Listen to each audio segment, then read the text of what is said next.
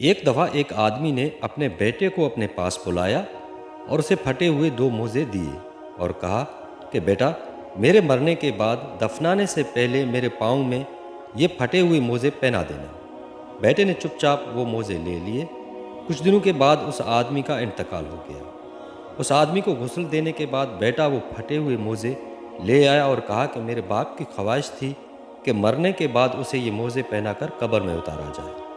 لوگوں نے یہ دیکھا تو کہا یہ بات تو صحیح نہیں ہے، کیونکہ مردے کو کفن کے علاوہ کوئی اور کپڑا نہیں پہنا سکتے۔ لیکن وہ بیٹا نہ مانا۔ یہ بات آگ کی طرح پھیلی اور مختلف علاقوں کے علماء اکٹھے ہو گئے اس مسئلے کو حل کرنے کے لیے، لیکن وہ بیٹا اپنی بات پر اڑا رہا۔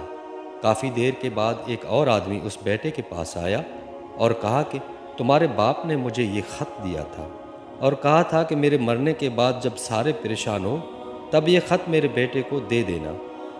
چنانچہ بیٹے نے وہ خط لے لیا اور پڑھا۔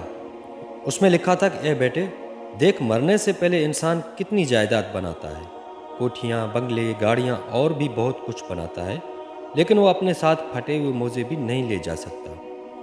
تو پھر اس ساری کمائی کا کیا فائدہ؟